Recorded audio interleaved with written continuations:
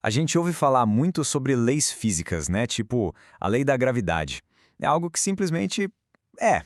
Mas e se existisse uma lei espiritual, sabe? Tão poderosa quanto, governando as nossas ações e, bom, os resultados delas? É exatamente sobre isso que a gente vai mergulhar hoje. Um princípio incrível lá de Gálatas capítulo 6, que fala sobre comunidade, sobre responsabilidade e principalmente sobre as consequências inevitáveis de tudo que a gente faz. Vamos começar com uma situação que com certeza todo mundo já passou ou vai passar. Um amigo, alguém próximo, pisa na bola. Comete um erro. Qual é a primeira reação? Aquele impulso. É de julgar ou de ajudar? Pois é. É exatamente essa ferida que o apóstolo Paulo vai tocar lá na carta dele. Então, vamos começar por aí. A primeira parte da nossa conversa é toda sobre isso. O que fazer quando alguém da nossa comunidade, alguém do nosso lado, tropeça? E olha, é muito importante a gente entender o cenário aqui. O texto não está falando daquela pessoa que vive no erro, de propósito, sabe? O tal do pecador profissional. Não, não. A situação aqui é outra. É sobre alguém de fé, um homem, uma mulher, que de repente escorrega, é pego de surpresa numa falha, num deslize. E aí surge o desafio imediato, né? O que fazer? Porque a liberdade que se tem na fé não é um passe livre para sair julgando todo mundo. Pelo contrário, é um chamado para responsabilidade. O Paulo deixa isso, assim, cristalino. O objetivo nunca, jamais é condenar, é restaurar a pessoa. Ok. Restaurar. Mas como? Como se faz isso? Porque não é de qualquer jeito, né? E o Paulo é super específico sobre a atitude, o jeito certo de ajudar alguém que errou. Gente, a palavra que ele usa para restaurar é fascinante. Sério, no grego original, essa palavra era usada na medicina para descrever o ato de colocar um osso deslocado de volta no lugar. Para pensar na delicadeza que isso exige. Não é um ato de força, de quebrar mais ainda para punir. É um procedimento cuidadoso, quase cirúrgico, terapêutico mesmo, feito para curar. Isso leva a gente para uma pergunta que é fundamental. Se essa tarefa de colocar o osso no lugar é para quem é espiritual, o que, afinal de contas, significa ser espiritual? E a resposta que o texto dá, olha, pode até surpreender, porque o verdadeiro sinal de maturidade espiritual não é ter um conhecimento gigantesco, não é ter poder, é ter um espírito de mansidão. É isso. É a gentileza, a humildade no coração que define quem é essa pessoa, e não uma postura de eu sou melhor, de superioridade. Então, o que a gente vê aqui é um contraste gritante entre duas mentalidades. De um lado, a arrogância. Aquela que faz a pessoa se achar superior, sair apontando o dedo, mas, que ironia, né? Ela acaba se expondo exatamente ao mesmo risco de cair. Do outro lado, a mansidão, que nasce justamente de reconhecer a própria fraqueza. É por isso que o Paulo dá aquele alerta, quase um puxão de orelha. Olha, cuida de si mesmo para não acabar caindo na mesma tentação.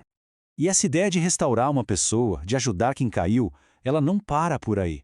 Ela se expande para um princípio ainda maior, que é o do apoio mútuo. A coisa de carregar os fardos, juntos. E esse versículo aqui, ele é o coração de tudo isso. É um comando, sabe, direto e reto. Não é uma sugestão, tipo, se der, ajudem. Não, é um chamado claro para a ação, para um suporte real na comunidade. Mas que cargas são essas? A palavra que ele usa no grego é baros, e ela quer dizer muito mais do que só o peso de um erro. Ela fala de qualquer fardo pesado que a vida joga nos nossos ombros. Uma doença, um desemprego, um problema na família, o luto, sabe? É um chamado para ter uma compaixão que abraça tudo. E aí que a mágica acontece. Quando a gente faz isso, quando uma comunidade ativamente ajuda a carregar esses pesos uns dos outros, na prática ela está cumprindo o que o texto chama de a lei de Cristo. E que lei é essa? É simples, é a lei do amor. Mas não amor de palavra, um amor em ação, concreto, solidário. E tudo isso que a gente falou até agora culmina num princípio final, um princípio universal que amarra tudo. A famosa, e eu diria inevitável, lei da colheita. A frase começa com um alerta. Não se enganem. É como se dissesse, prestem muita atenção nisso aqui. De Deus não se zomba. É uma afirmação, nossa, muito forte. É basicamente uma lei espiritual de causa e efeito. E o ponto é, ninguém pode driblar essa lei. Ninguém pode ignorar. Ela é universal. É inescapável. A dinâmica é até bem simples de entender. Pensa no agricultor. A gente tem total liberdade para escolher o que vai plantar, qual semente vai jogar na terra. Nossas ações, nossas palavras, nossas atitudes, isso é a semeadura. A escolha é nossa. Agora, a gente não tem a liberdade de escolher as consequências. A colheita, essa sim, é obrigatória. E aí o texto desenha dois caminhos, bem distintos. Dois campos onde a gente pode semear. De um lado tem o semear na carne. O que é isso? É basicamente cultivar uma vida focada no egoísmo, nos próprios desejos. E a colheita disso, corrupção. Do outro lado tem o semear no espírito, que é o quê? É cultivar as coisas de Deus. E a colheita, vida eterna. No fim das contas, não tem segredo. O campo que a gente escolhe regar é o que vai dar fruto. Mas aqui tem um ponto que pega muita gente. A colheita nem sempre é imediata. Às vezes, a gente semeia algo e não vê o resultado na hora. É igualzinho na agricultura, né? Existe um tempo entre plantar a semente e colher o fruto.